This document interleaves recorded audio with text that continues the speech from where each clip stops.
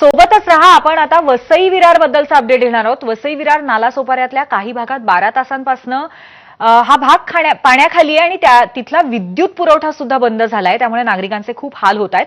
कालच्या पावसामुळे वसई विरार जलमय झालं. अनेक सखल भागांच्या सोसायट्यांमध्ये पाणी जमा झालं आणि मीटर बॉक्सपर्यंत पाणी गेलं होतं. त्यामुळे महावितरणने खबरदारी घेत विजेचा पुरवठा बंद केला होता. सोसायटींमधलं पाणी उतरलं, तिथले ट्रान्सफॉर्मर सुरू करण्यात आलेत. मात्र अजून काय परिस्थिती आहे,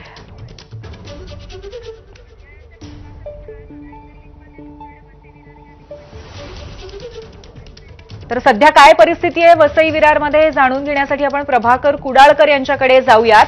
प्रभाकर, सध्या काय अपडेट्स आहेत? 12 तासापासून वीज नाहीये, त्यामुळे नागरिकांचे नक्कीच हाल होत असतील. काल वसई विरार क्षेत्रामध्ये मोठ्या प्रमाणात पावसाने हाहाकार माजवला होता. एक प्रकारे कहरच केला असं म्हणावं लागेल, कारण की संपूर्ण जनजीवन जे आहे वसई विरारमधलं विस्कळीत झालं होतं.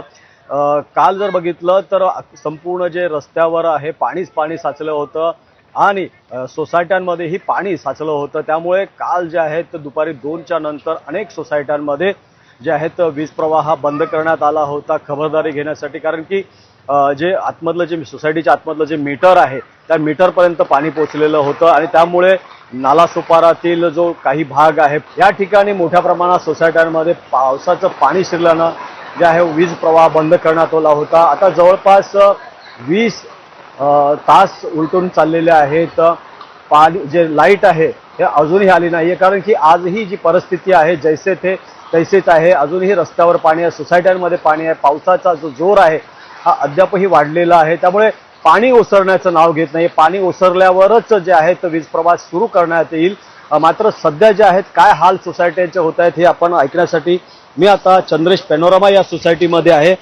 सर, काय सांगाल, कशा प्रकारे कधी लाईट गेले आणि किती तास झाले? आता काल दुपारपासून लाईटच गेली आहे. आज अजूनपर्यंत जवळजवळ 20 तास झाले आहेत.